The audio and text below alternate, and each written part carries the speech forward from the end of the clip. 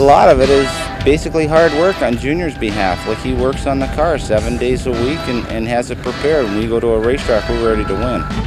And it's really quiet. He's got no airway. 4 to 6 minutes. What's up?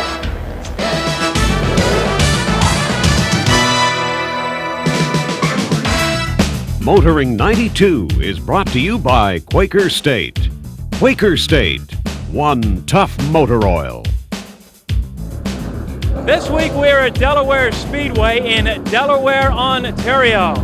Hello everybody. They're running the 4th race in the American Canadian Tour, better known as the ACT. Now we're going to meet the man who completely dominated this circuit last year, and as we're about to see, Junior Hanley could very well be the most successful race car driver this country has ever produced. Junior Hanley was born in Malaga Mines, Nova Scotia 48 years ago. After running out of maritime tracks to race on, Junior headed to Ontario for greener pastures, and he found them. Today, Junior Hanley is this country's most successful and best-known stock car driver. Last year, he competed on the entire American Canadian Tour schedule for the first time and won the title. He also won the GM National Stock Car title and finished the year with a record $236,000 in earnings. We caught up with Junior and his crew as they prepared their Quaker State Ford Thunderbird for the first race of a Triple Crown Series, a series that Hanley won last year, and the $50,000 bonus. I used to race a lot one time, and like if I hardly ever finished a long race because I used to race the car really hard, and I learned like through the years that you can't win the race until the white flag comes out. And I think I learned that through the years that I can't race the car real hard at the start because the car goes away, and you got to be at the with 10 laps to go, you got to be able to win the race, and you can't win the race with 10 laps into the race or even 100 laps into the race. You got to be there like 10 laps to go. I've been with Junior for 10 years or better, and we've had our good points and bad times. When things are going good, everything's good. When things go bad, everything's bad. So he's matured a little bit as a driver and starting to pace himself. In the early years, he was pretty erratic, but now he's paced himself pretty good. So it makes it a lot easier on everybody.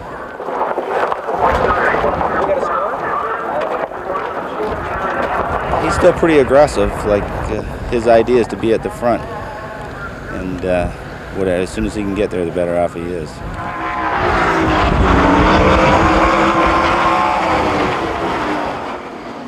Junior does everything.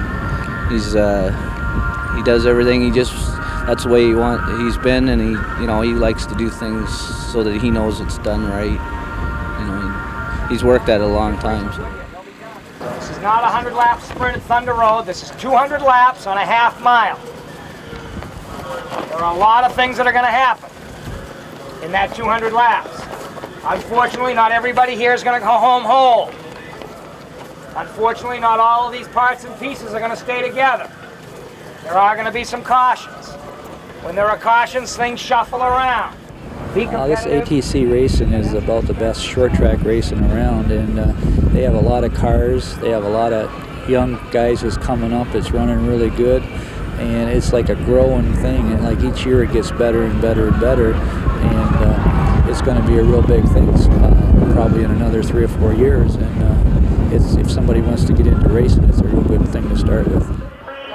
With his age, his experience, his ability to build cars and prepare cars, I don't think there's any tougher competition, whether you look at a Dick Trickle or a Dale Earnhardt or Bob Seneca or anything. So at least racing here right now against Hanley, you're racing against one of the best. So when you can run door to door and even ahead of them or right behind them, then you're where you need to be, and it's just a matter of putting everything together and finishing them a little bit in front of them to make it all come together.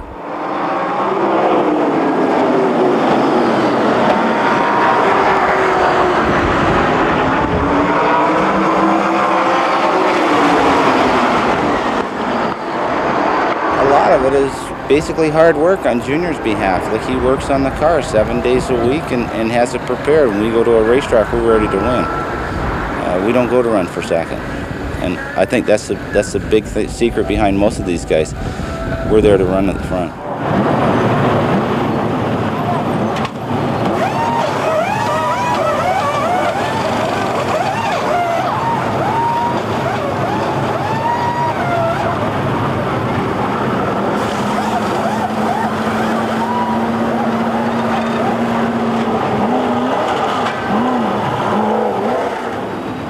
Well, no matter what, you've never won it all.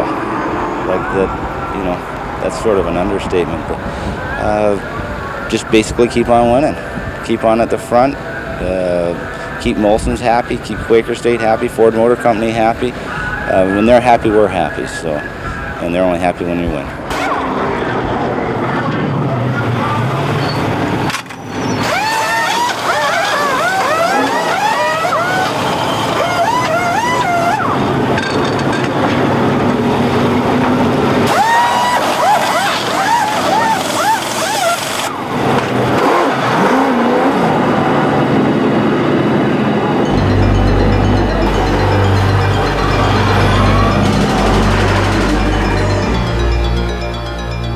It's time to update our Ford Explorer long-term tester.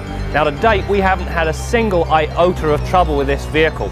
The only thing worthy of mention is that when we first started driving it, we were getting an abysmal 17 miles per gallon average fuel economy. To date we're now up to about 21 miles per gallon, indicating that the engine is now fully bedded in. The Ford Explorer calls for routine maintenance at 12 and 24,000 kilometers. However, the dealer recommends oil and filter changes every 5,000 k. Now I must agree, because the extra $84 invested is money very well spent. Now to the parts basket.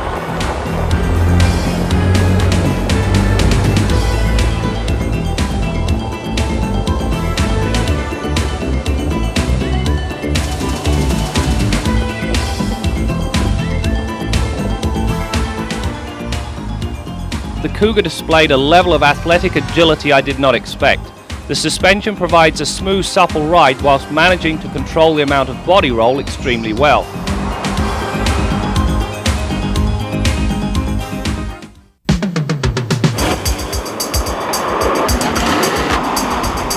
Test Drive with Graham Fletcher. This week on Test Drive we look at the 1992 Mercury Cougar. Now this is no ordinary Cougar because it's one of the limited edition 25th anniversary models. There will only be 300 of these vehicles available throughout Canada. As Lewis Carroll wrote, curiouser and curiouser. Here you have a car company that all but ignores the anniversaries of the T-Bird and Mustang, and yet here we are testing a vehicle that has seen not one but 2 anniversary models in the last 5 years. Now I'm not knocking them because this, the 25th anniversary Cougar, is a very nice piece of work. Inside, start with an LS model and add special cloth and leather seats with green suede inserts, unique black wood grain accents on the dash, and a host of 25th anniversary logos. The effect is different without being gaudy. Up front, the seats are form-fitting and comfortable, and the large side bolsters add the required lateral support. Accessing the rear seats is fairly easy for a two-door because of the size of the doors. Once back there, you'll find generous amounts of head and legroom.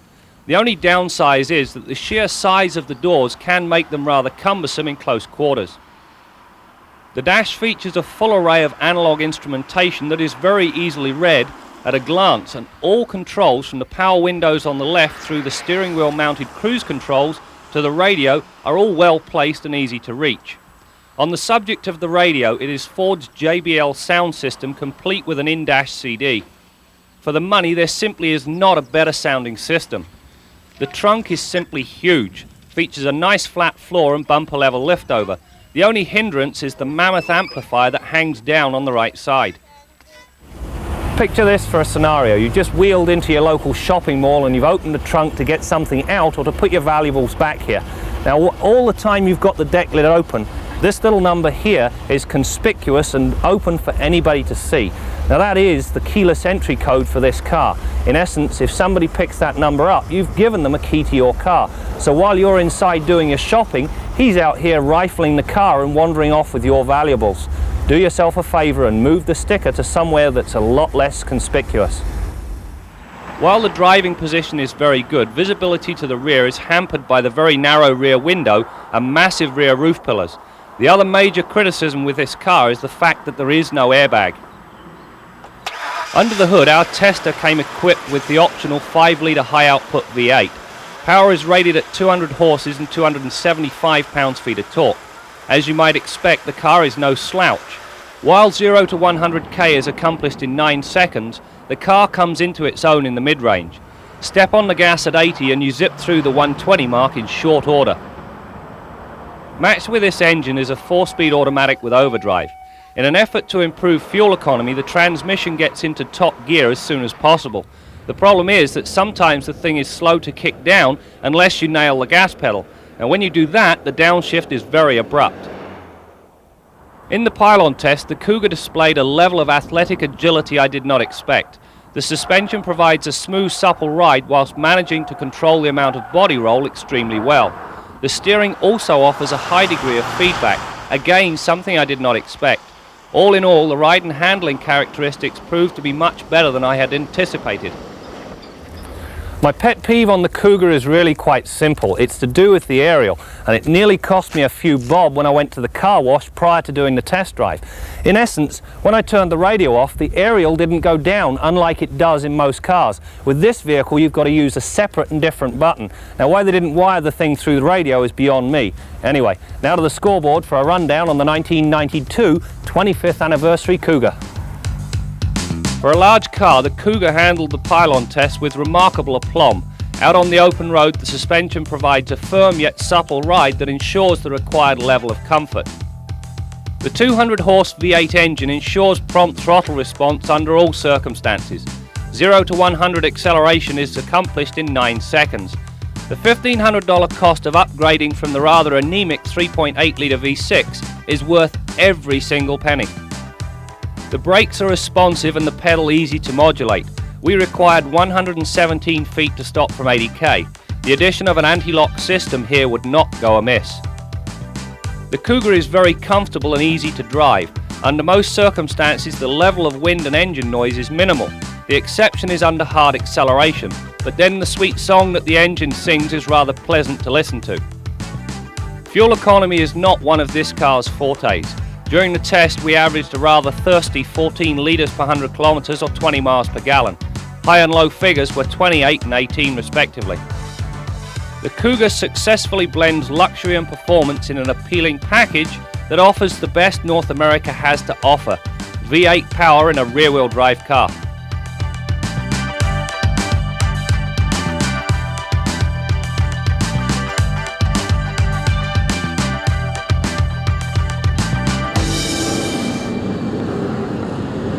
We're just under a yellow flag here at Delaware Speedway. Junior Hanley, who started 14th, has already moved up to 11th. And joining me right now is John Allison, racing director for Quaker State Canada. And John, you've been a major sponsor with Junior for 18 years. Obviously a man you believe in. Well, we believe in Junior. We believe in his quality of craftsmanship and his expertise in driving. He's such a connoisseur of the promoting of our product that people, if they say if it's good enough for Hanley, it must be good enough for me. You want to be connected with a winner whenever possible. Are you even amazed at how successful he has been? I think that all of us in motorsports are totally amazed. Yes, we know the guy has tremendous capabilities, but not to this extent. He is outstanding. Okay, John, we'll be back later in this race, but first we're going to join another man who sometimes amazes us, and that's our resident mechanic, Bill Gardner. Today we want to talk about a few of the things that you should carry in the trunk if you don't have one of those glitzy kits that comes with the car. Probably something a little bit more down to earth and beat up like what I've got here today. Some of the spare parts that you might want to have, of course, are things like radiator hoses, a spare upper rad hose, some clamps, a fan belt. You want to check and see that you've got the right fan belt that will drive your water pump and alternator. Those are the two most important things. You may have a series of belts, but at least make sure that you've got the one that will drive water pump and alternator, because those are critical items. A set of booster cables so that you could revive your car if you've forgotten and left your lights on, killed your battery, or you want to give another motorist a boost. Great thing to have. I'm sure most people have those already. Some shaped coolant hoses. These are heater hoses. Many of today's cars have heater hoses that have 90-degree bends or S-curves in them, and you can't just use a bulk piece of heater hose. You have to have the right thing. Now these are lightweight and compact. You can tuck these away anywhere in the car, but sooner or later these things will burst on you. They usually go right in the outside of a curve where the hot water pelts them. But it's important to have these on hand because sooner or later you'll have to change one of those. If you've got it, you'll figure out a way to get it on. But here's another item that is a good thing to have, puncture seal. It's for sealing and inflating car tires. If your spare is not accessible or serviceable, this can be used to inflate and temporarily repair a tire. Just threads onto the valve stem, you push the button and it inflates the tire. You want to make sure you've got a flashlight, of course, so you can see to do all this. Duct tape is a very important thing. You can fix almost anything with this stuff. It's fabric reinforced, very strong, very sticky. You can use it to tack that mirror on that you ripped off coming out of the garage temporarily. Any number of things. Your imagination's the limit with this. You can patch a coolant hose after you've cooled it down and dried it. You could patch it with this stuff. Many repairs could be improvised with this. Just use your imagination. Another thing, of course, that along the similar line is tie wraps, these plastic cable ties. They can be used to wrap around things or secure a part that's come loose. Any number of uses for that, and here again, just use your imagination. You could have an assortment of these. You could get a lot of things done with those. Some of the tools that you want to have on hand are things like pliers. Vice grip wrench in an emergency can be turned to almost any use. Regular set of pliers, a screwdriver for loosening and replacing those hose clamps on the hoses or using as a pry bar, an adjustable wrench, although in many of today's cars you'll have to have a purposeful wrench like this, an offset box wrench with the right sizes to fit the fasteners on your car. In many cases there just isn't room or you can't use a tool like an adjustable. Older cars and trucks, the adjustable will work quite well.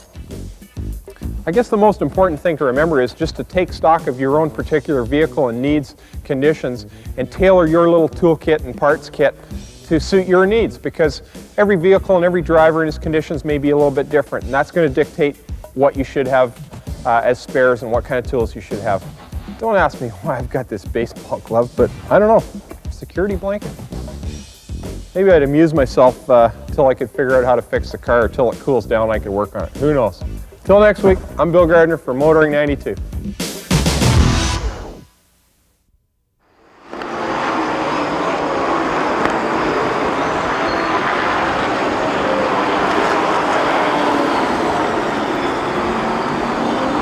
We're back here at Delaware Speedway. With me is Junior Hanley's crew chief, Bob Coyne. Bob, what's happening right now? The car, he says car feels pretty good. He's just driving and taking it easy right now. He hasn't said too much, really. Car's running a bit warm when he was in traffic, but I think he'll be all right now that he's out front. When he started 14th, looks like he's in the lead right now. Yeah, he's running pretty good. He actually said he didn't really get up to speed until he got out front, so he must be all right. Car's running well? Not bad. Seems all right. We'll see you at the end. Okay, Bob, get back there. I got lots to do. And we'll continue with this race to see how Junior Hanley does. But first, we're going to join Paul Culleton. And you know, accidents are a part of racing. They're also a part of everyday driving. And as we're about to find out, the average motorist like you and I could mean the difference between life and death when we come upon an accident scene. Metro Ambulance answers about 1,500 calls a day, averaging a response time of 4 to 6 minutes. Sometimes the public gets there first, also the media. And that's when they become part of the team. Well, they can check out the situation. If the patient, if they already know CPR, then they can start CPR, or if they have some first aid equipment in their car, they can start doing some first aid. At times, even if they don't know anything about first aid or CPR, they can still be of great help to the patient. Just basically psychological, talk to them, let them know they're going to be all right, let them know that help is on the way, just to be with them, because usually they're frightened, they're scared, and sometimes just by communicating with them can keep them from going into shock. Just let them know there's someone else there with them, and that can be a great help. We've also planned a couple of sessions with you that I think you will find both informative and somewhat eye-opening, and those of you that have been around for a few years, you've seen your share of the blood and gore that can happen in a large city like Metro. Well, we felt that it was important to bring the media in and let them see from a more clear perspective exactly what we're all about. You know, they see us on the scenes, they're there to shoot the first critical minutes of us picking up patients and taking them rushing off to the hospital, we felt that it was important for everybody to understand what's behind it. It's just not the frontline ambulance. There's an awful lot of staff in the background that you don't see.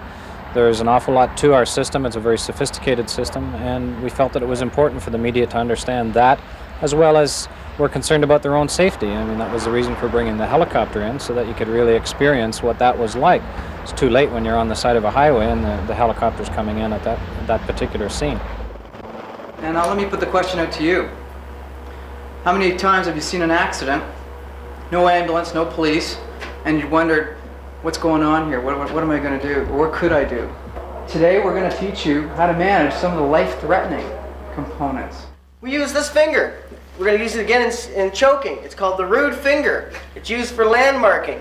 And in this case, what it does is it goes on that, there's a bump here and there's a little bit of a groove just above it. Find that groove. It's called a sternal notch with your rude finger, and then the next finger goes beside it. So you find that little notch and then protect it. And then the next hand goes on top of those two. Well, I think the media has always been in the forefront of and has seen these type of injuries before. As students, they're aware of the big picture. That's not my concern as teaching you a skill. Knowing what to do until the ambulance gets there. You know what to do. You've acquired those skills today, and I'm happy with that. Later on, or just having somebody. If the media knows exactly what to do, they may in fact be the first responder in a situation where someone is in cardiac arrest, let's say.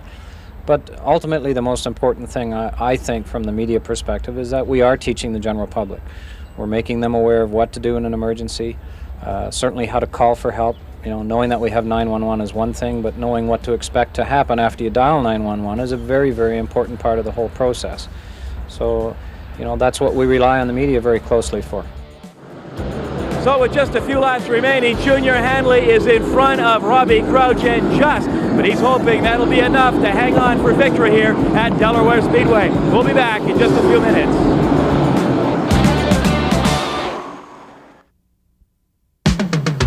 Kenzie's Corner with Jim Kenzie. This is a slightly different Kenzie's Corner. I'm cornered into this NTP 90 GTP race car. Two cars very much like this one crashed just this past weekend due to tire failure at 190 miles an hour. The two drivers walked away. I don't even want to think about going 90 miles an hour in a car like this compared to doing 190 miles an hour. The question is, will some of the technology in this car that makes it crash-proof at that kind of speed eventually find its way into production cars? I sure hope so, because we can now pretty easily die at a 60-mile-an-hour collision. But race car technology has proven that we can be safe at 3 times that speed. I want to talk 3 times that speed. We're going to have another Kenzie's Corner on speed limits very shortly. I'm Jim Kenzie. We're back at the Delaware Speedway Park, and there's the checkered flag going to car 72 and Junior Hanley. So Junior, a few words, a tired man, I'm sure. The car was working pretty good, but it wasn't just right, and then I had to misuse the tires to come back up through the pack, and then I had to take it easy after that because the car was getting loose on me.